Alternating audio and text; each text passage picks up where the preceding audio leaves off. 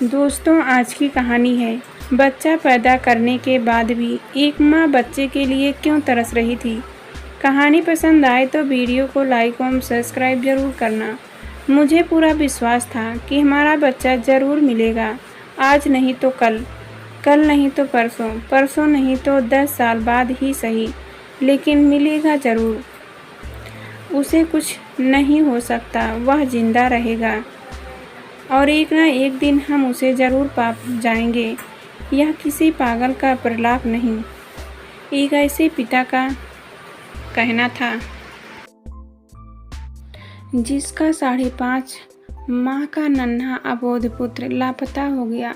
नन्हा शिशु जिसे अभी हंसना भी नहीं आया था, उसे कोई क्यों और कहाँ ले गया, इसकी किसी को जानकारी न थी। पुलिस को सूचना दी गई, सीसीटीवी खंगाले गए, या तो पता चल गया कि उसे कोई गोदी में लेकर जा रहा है, पर वह कौन है यह पता नहीं चल पा रहा था। जैसा कि अक्सर होता है, परिस्थितियों में विवश आदमी ज्योतिषियों के चक्कर में उलझ जाता है। यही अबोध शिशु सिद्धार्थ के दुखी माता पिता के साथ भी हुआ। ज्योतिषियों ने उनसे खूब पैसा लूटा और किसी ने कहा कि बच्चा फरीदाबाद में मिलेगा तो किसी ने कहा ग्वालियर में। जिसका जो मन आता वह कह देता और माता पिता वहीं जा पहुँचते, पर निराश होकर लौट आते। हर व्यक्ति उनके लिए इस समय महत्वपूर्ण हो गया था। दोनों पढ़े लिखे थे, पर इस तरह की घटना के लिए तैयार नहीं थे। उन्होंने बुद्धि, विवेक और धैर्य से काम लेना शुरू किया। टीवी चैनलों और अखबारों के दफ्तरों के चक्कर काटने शुरू किए। पत्रकारों ने उनसे बात सहानुभूति से की, पर उनके करने धरने के बावजूद भी कुछ नहीं हुआ। पुलिस उन दोनों विधानसभा चुनाव में लगी थी और इसलिए व्यस्त थी। हर रोज कहीं ना कहीं मुख्यमंत्री या प्रधानमंत्री की रैली होती थी और सारी फोर्स वहां लग जाती थी। जिस दिन यह घटना हुई, सुबह 10 बजे पति के दफ्तर चले जाने के बाद सिद्धार्थ की मां निर्मला उसे अंदर सुलाकर बाहर कपड़े धो रही थी। इसी दौरान उसके पड़ोस के फ्लैट की एक लड़की, जो लगभग 8 साल की थी, आकर पूछा, आंटी, मैं भैया को उठा लूं गोद में?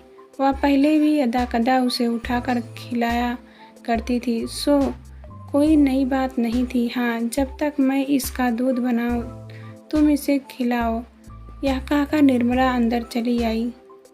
तभी उनके फ्लैट के सामने आए एक बुजुर्ग से मकान मालिक की एक नौकरानी ने उस बच्ची से कहा, लाओ सिद्धार्थ को मैं घुमा लाऊं। यह नौकरानी 22-23 साल युवती थी, जिसे आए अभी कुल 4-5 दिन ही हुए थे। फ्लैट मालिक भी 2 माह पहले ही आए थे। उन्होंने अभी कुछ पैसा दे दिया, पर रजिस्ट्री नहीं करवाई थी। देखने में वह नौकरानी नहीं लगती थी।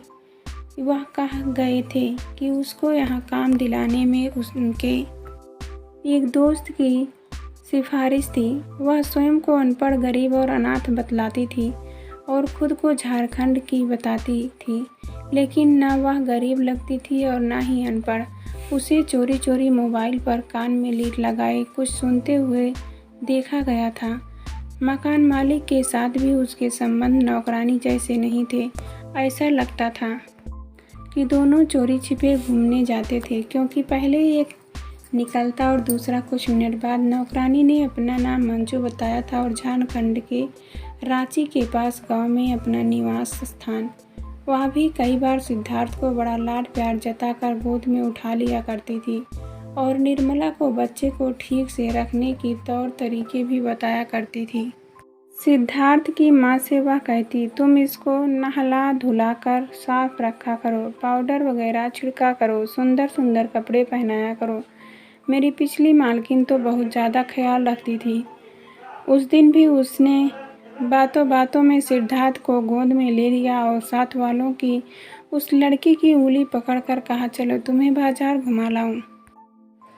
निर्मला, जो बड़ी सरल स्वभाव की महिला थी, संदेह नहीं हुआ, लेकिन जब कुछ देर बाद पड़ोसी की एक छोटी लड़की दौड़ती हुई आई और कहने लगी कि मंजू और सिद्धार्थ को मेट्रो में चढ़ते देखा है।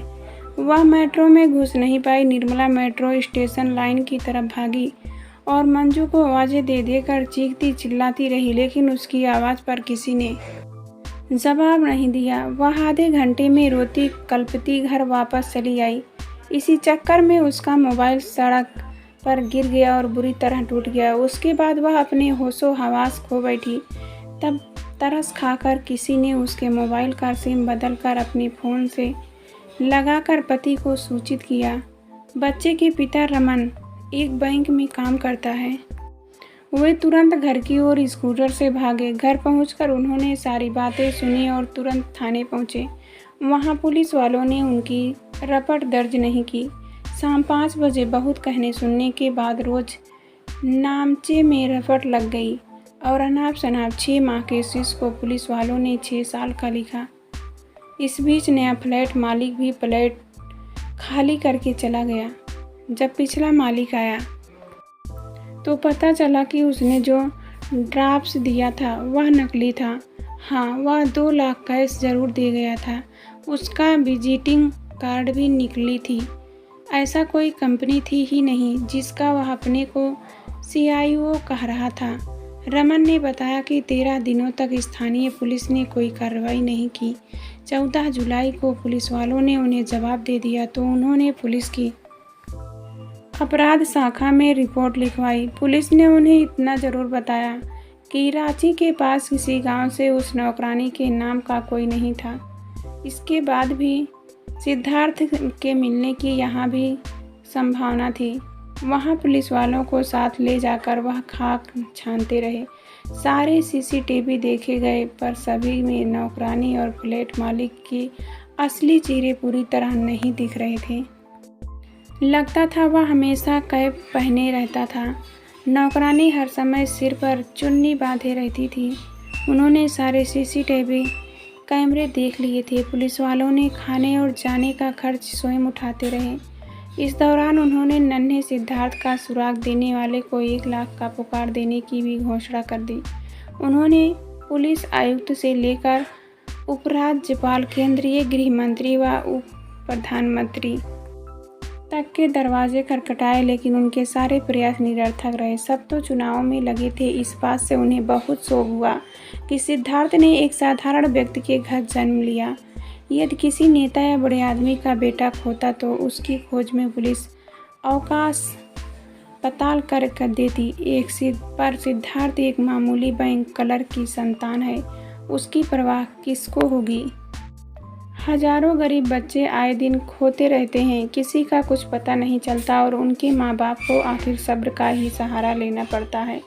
पुलिस लापरवाही दिखा रही थी। रमन ने कहा कि संजय गीता कांड में पुलिस ने अपराधियों को कितनी तत्परता से पकड़ दिखाया था, लेकिन उनकी किसी ने मदद नहीं की।